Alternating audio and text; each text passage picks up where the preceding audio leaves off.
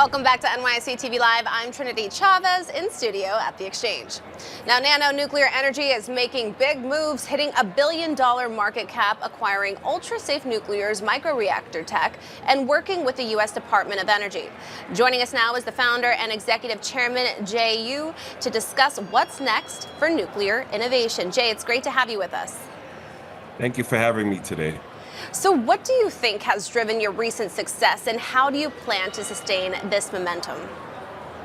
I think at NANO Nuclear, we've been very dynamic with how we've approached the market acquisitions.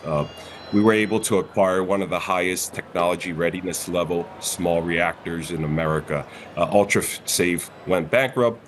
That was an awful situation for them, but we were able to come in with our technical experts, engineers, and former U.S. national leaders to assess this. And because of that, we were able to acquire this. And now it puts us right in the lead with others in the U.S. And for us to sustain this, I think one of the areas is growth into demonstration. So we currently are going to reestablish our relationship with the University of Illinois, and that will help expedite this and take us to the physical demonstration of the company. Yeah, can you elaborate more on what this acquisition means for the future of NANO and the broader nuclear energy sector? I think it'll give us a expedited pace to reach a commercial reactor in the future. What that means is you go through a university and you build a test reactor there. You could get that licensed by the NRC much faster than a commercial means. So proving that technology out, demonstrating it with a partner, and then taking that prototype and all the paperwork, licensing, and then resubmitting that for a commercial product. So I think that is the ultimate goal to reaching a faster microreactor product in the world. And with the U.S. government pushing for faster approval times under the new administration, how do you see nuclear energy's regulatory landscape evolving in the near term? And will this accelerate the adoption of microreactors? Yeah, that's a great question. I think with the new administration, you know, one of the themes here is unleashing American energy. And right now, with the new appointment of the Secretary of Energy, he was actually on the board of an advanced reactor company. So he already has that DNA, I would say, and understanding of what needs to be done with the regulatory aspect in nuclear. And under the previous administration, the Advance Act also helped break down walls here, because that Advance Act helped with expediting regulatory approvals, helping put the NRC in a hot seat almost to acknowledge that we have to change or reform here in order to unleash this American energy, and especially this nuclear renaissance. And Jay, your microreactors are designed for disaster relief, military applications, as well as off-grid communities, including your recent expansion into Africa. Congratulations, by the way. Thank you. But how does this technology change the way that we think about energy accessibility and resilience? Well, with a microreactor, especially a portable one like we're building with our Odin reactor and our team from Cambridge University in the UK, what happens here is you're truly able to scale nuclear. You'll be able to bring it to remote areas, like you said, in Africa, where you could provide desalination, powering mining operations. You talked about natural disaster relief. So Governor Cuomo is on our advisory board, and during his time, he sent Con Edison trucks from New York to Puerto Rico to help build back its grid there. But he rather had a microreactor versus diesel generators there. So you're looking at helping combating climate change, providing clean energy, and also that base load energy that people need immediately, right? Without refueling it for many years. Well, thank you so much for joining us and sharing the big news. We always enjoy having you on the show. Again, Jay Yu, founder and executive chairman at NANO Nuclear Energy. Thank you for having me. Now, coming up, we'll dive deeper into Sunday's Super Bowl matchup and find out where the game will be won and lost on the field when we come back.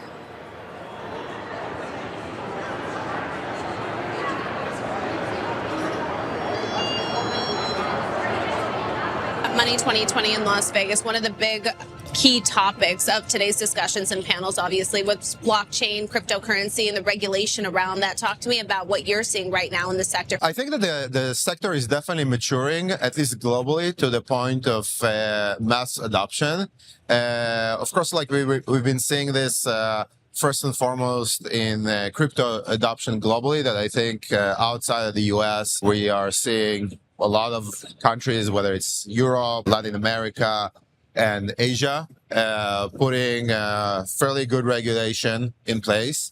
And on the back of that regulation, we are seeing a lot of adoption. I think that the most interesting part right now is that we are seeing a lot of adoption of stable coins for payments, which is very relevant for this conference, of course. But on Fireblocks, now more than 50% of the volume that we are processing, which is about this year, we're going to process $2.5 trillion worth of assets that are going to move through the platform. More than 50%, so 1.25 trillion, is actually stable coins, which is used for international cross-border payments. Can you tell me more about what your expansion plans are from your vantage point, especially when it comes to DeFi? DeFi has been at the forefront of what we were doing at Fireblocks. We have several hundreds of clients that are interacting with DeFi through the platform because it gives them better liquidity, better opportunities. And what we are been doubling down on is two main things in DeFi. The first one is to provide secure access and to enhance the security around DeFi. So as most people that are somehow familiar with the space, a lot of the hacks and a lot of the issues that we were seeing in crypto are related to DeFi. So creating the perimeter around the security and compliance that such that it's... Welcome back to NYSE TV Live. I'm Trinity Chavez. Now here's a sports trivia fact for you. Only one Super Bowl has ever featured a rematch of the previous year's game.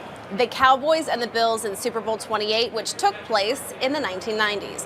The second shortest span between a Super Bowl rematch, well, this year's game between the Chiefs and the Eagles. Joining me now for more on what we can expect when the two teams take the field, Arizona Cardinals offensive lineman Kelvin Beachum. Kelvin, it's great to have you. Thanks so much for having me.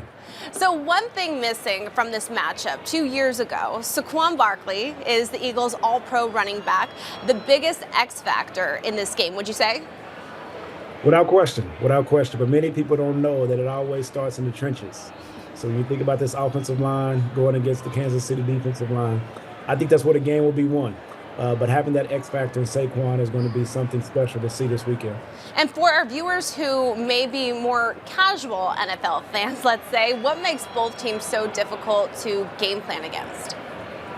You know, when you're playing against Patrick Mahomes, you have to realize that you don't want him to have the ball to end the game. So no matter if he has the ball to start the game, to end the game, he is somebody that's going to make something special happen. When you think about that defense, that Kansas City has, they are willing to put it all on the line when it matters the most, and have really forced teams to make bad decisions and just inopportune times throughout the game. And then when you think about the Eagles are just playing lights out on offense. The way in which they're running the ball, controlling the game, controlling the line of scrimmage, it really gives them a shot at being able to kind of keep defenses at bay. So it's going to be interesting to see this matchup between this great running game that the Eagles have and this great passing and aerial attack that the Kansas City Chiefs have. Now let's dig a little deeper here. As an offensive lineman, you would be tasked with containing the likes of Chiefs All-Pro defensive linemen, Chris Jones, or Eagle standout Jalen Carter. What makes blocking these players so challenging?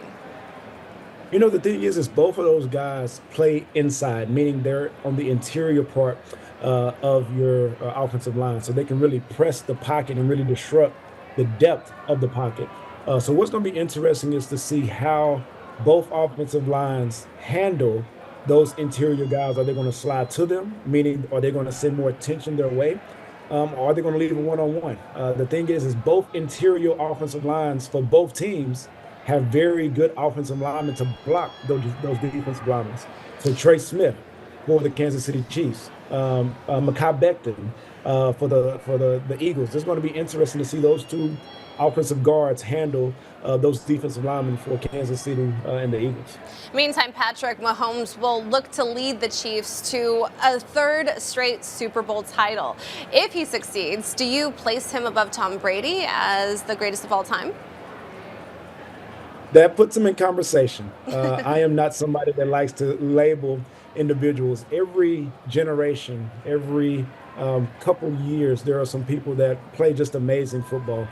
Patrick Mahomes is playing amazing football right now. Tom Brady played amazing football during his time. Joe Montana played amazing football during his time. And I think each era has somebody special that you can look to. And I think within the era that I've played, I've been able to play with both and play against both. Played against Tom Brady when he was there with the Patriots and the Buccaneers, and have played against, Patrick Mahomes, and they are special for our particular generation. So I think they deserve the credit that they have within the generation that they've played in. Kelvin, what's a matchup or storyline on the field that you feel is going unreported, let's say, or could play a big role in determining who wins the game? Many people don't talk about Lane Johnson.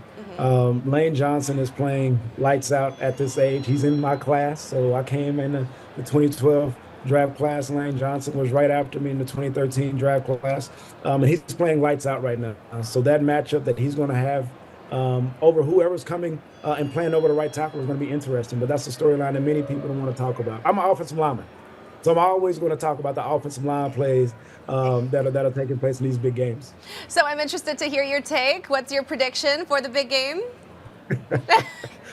You wanna drop it? Yeah, I'm putting you on the spot a little bit. You put me on the spot. I'm gonna go with the Eagles. Fly, yeah. Eagles fly. Even though I'm not an Eagles fan, the thing is when you think about offensive line play and the ability to run the ball and control the game, I really do feel that the Eagles have that upper hand. And the thing is all Saquon needs is a little sliver of light, and he can take it to the house, which I think will bode well for the Eagles long term. Amazing. Well, we're definitely going to be tuning in to see if your prediction is right, and maybe we'll have you back on the show to talk about it. Thank you so much for joining us. It's a pleasure speaking with you, Arizona Cardinals offensive lineman Kelvin Beachum.